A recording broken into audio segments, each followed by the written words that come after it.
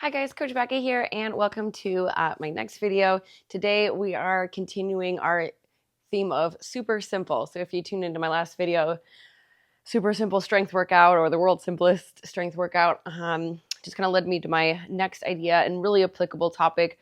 We're going to do today super simple or beginner's balance routine. And then I'm going to film another video right after this and post it. Beginner core work or super simple core. So today is all about the basics. Whether you're an experienced athlete or just getting into exercising, stability or balance is the foundation of everything. So no matter what your level is today, your goal shouldn't be to do anything super impressive. It's just about fundamentals, balancing well, improving the integrity of your movement, improving the integrity of a joint, specifically in the ankles, knees, and hips, because that's how you're stabilizing yourself in everyday movement. But we'll also get a little bit of shoulder stability in as well.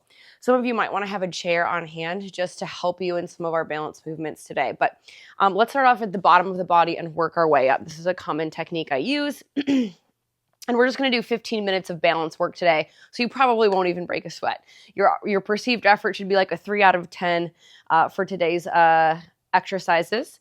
We'll also do a little bit of core stability too, since I brought up core. And then if you love where this exercise took you, you could do the video I posted before this for strength and the video after this for more specific core exercise. So we're going to start with a single leg calf raise. So if you need to hold onto something here so that you don't lose your balance, that is fine. All you're going to do is bring a leg in front of you or behind you and lift your heel off the floor. And we're just going to do that 10 times on each side. And we're going to do that two times through or twice.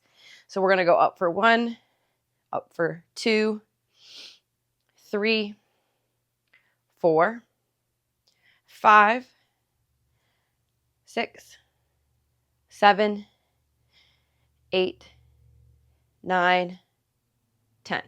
Other side. I feel like it's slightly harder to have the knee elevated in front of you, but either position works, okay? Here we go for the other leg for 1, 2, 3, 4, 5, 6, 7, 8, 9, 10. All right, back to our first leg. I should mention this would make a great warm-up before another workout as well, like a run workout or something, or strength workout. 1, 2, 3. Try to breathe with your movement.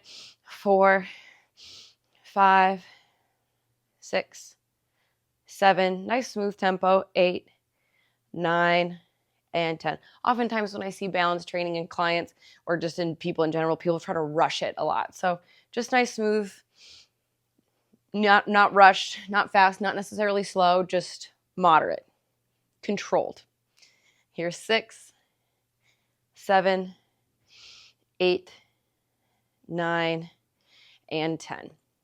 And this again isn't something that you're going to be an expert at every single day. Stability changes a little bit too. So the more tired, fatigued, stressed, lack of sleep that you get, etc., the worse it is your balance is going to be.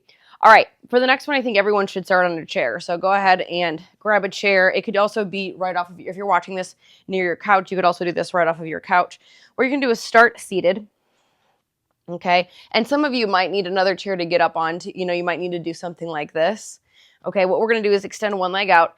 You can put your hands on your hips, or you could cross them, which would be my preference for you.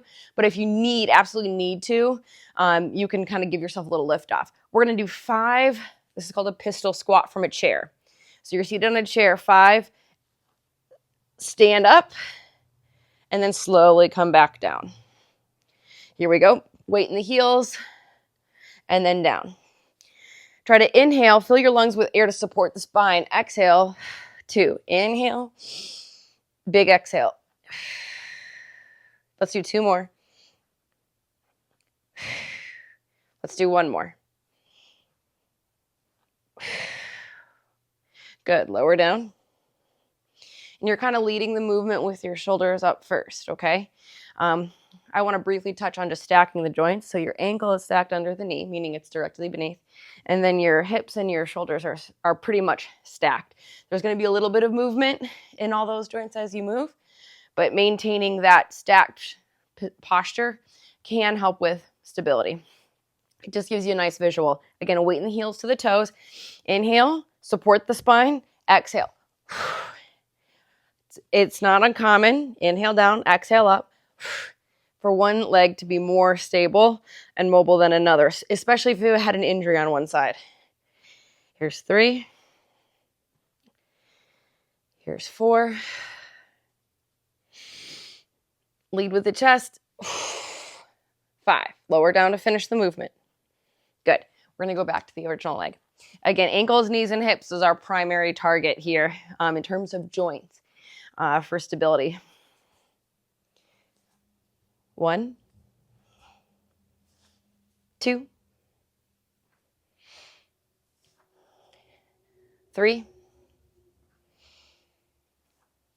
4,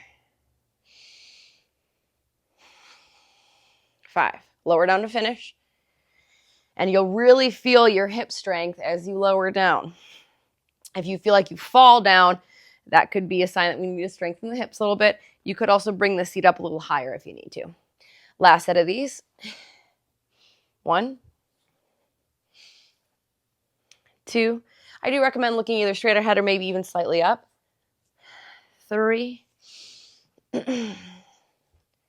4. It's okay if they're not all perfect. And 5. Good. Okay. Now we're going to kind of do the opposite of a squat. We're going to do a reach. And some of you might want to just have that same chair nearby. Okay. And you can always, as you get better with your balance, you can always wean yourself off of holding on to something. We're going to hinge at the hip. So this is a hip-focused hip joint kind of drill, but it's also involving the ankles, knees, and hips. You do get a little bit of mobility through the hip, so it's a mobility and stability exercise, and it's in a lot of my videos for that reason. It also mimics picking something up and putting something down, so it's a very functional movement. What you're going to do is hinge at your hip and just soften the knee. The knee should not be locked out, okay? And if you need to, you can hold on to something. You're going to reach down, and this leg goes straight back. So we do want to try to extend this knee, and this one we want to be sort of soft. And then we're going to stand up. Ideally, you can follow through. You have the hip strength and control and core strength to bring the other leg through, but you don't have to do that. All right, so we're going to do 5 on each side twice. Hold on to something if you can't do that full single leg reach. You do want to try to keep the hips somewhat in line with each other, so you don't want to do this, okay? You put a go stop and go grab a mirror if you're not sure if you do that or not. You can put it in front of you or to the side, okay? Or have someone watch you. So level 1, reach down, stand up. Level 2, reach down, stand up. Level 3, reach down, drive through. Inhale down, exhale up like we did on the last one. And we only have one more because we're just doing 5 per side. Again, soften this knee. Great. Other side.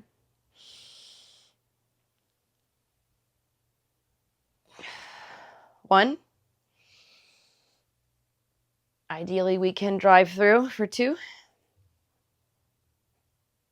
You'll really feel if you can kind of recruit through that midsection. That will help your stability.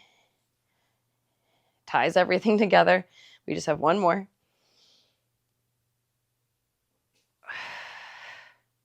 Great job. Okay, other side. One more set of each.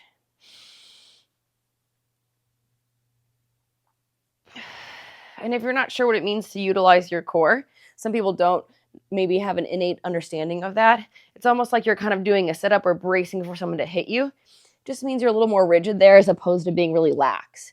Okay, that's what it looks like to be lax. And if it feels like you're doing that, chances are you don't maybe necessarily have that innate awareness, okay? And we'll do one more.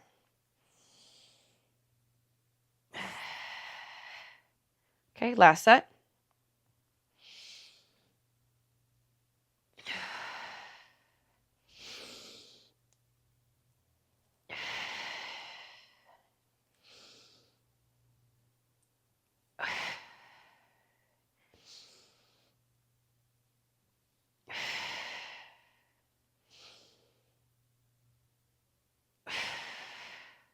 Wonderful. Okay. And for some upper body stability. Now, I have a weight handy. If you need to pause and go grab something, great. You could use something like a book even, like if you're just getting started, or a half-pound or a 1-pound weight is what I recommend a lot of people starting with, or I don't have one handy here, like a tennis ball, okay? But just to begin, we're not going to use anything at all. So you're going to stand with your feet a little bit outside your shoulders, and as a bonus, you're going to get a little bit of hamstring flexibility work and spine mobility on top of this. So it isn't just a shoulder stability exercise. What you're going to do is bring one arm over your head, pretend you're grabbing onto a pull-up bar, and just kind of physically feel your shoulder joint pulling down. So you're kind of holding onto an imaginary bar, pulling down. Okay, and that's going to help secure your shoulder joint so that eventually when we do use a weight, you have that foundation of stability and strength and awareness. You're going to look up at your fist and then reach down towards the ground, bending your knee as you need to, and then stand back up. It's called a windmill, and we do it all the time, okay? So no weight to begin with, 5 per side. Again, bending the knee as you need to. Inhale down, exhale up. And just feel how you rotate through your spine and shoulder as you hinge at the hip. And if you don't need to rotate, that's fine. What I want you to get practiced at is keeping that elbow nice and stiff, nice and stable for when there's weight. Try to keep your fist right above the shoulder as well. Last one. I will demonstrate with weight on the other one. This is pretty advanced when you're using weight, okay? So just take your time with it. Body weight, it's a great exercise for all levels. Inhale and exhale. Again, bend the knees if you need to, especially if you don't have that lower back and hamstring flexibility.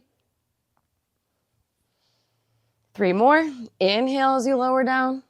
Exhale as you come up. And if you can't quite touch the floor, that's okay. Just make that maybe a goal. Keep that elbow extended. Much easier to do without weight. Once you add weight in, it's really easy to get sloppy in the elbow and shoulder joint. All right, nice job. So we're going to add in some resistance now, and that's optional, okay? If you're just getting started, doing a second set body weight is an excellent drill. So again, if you're going to use weight, bring the arm up. Pretend that the weight is a pull-up bar. Pull that shoulder down into the joint, and you're going to watch that whole arm to make sure that you don't do this. This is what we don't want, okay? And now let's really build that shoulder stability as we reach. 1. Notice how the weight's swiveling with my movement, and I'm keeping that wrist, that elbow, the shoulder all in line with each other. 2 more. So it's that concept of stacking joints. That's just how you're going to remain the most stable. 1 more. We don't want that weight to drift away from our body. Okay, other side. Deep breath in. And it really is important to not add weight until you have the base foundation, the body weight variation down. And the best thing you can do is either film yourself doing this one or have somebody watch you doing it, just so that you don't get that weight drifting around or the elbow bending. Great. Nice job.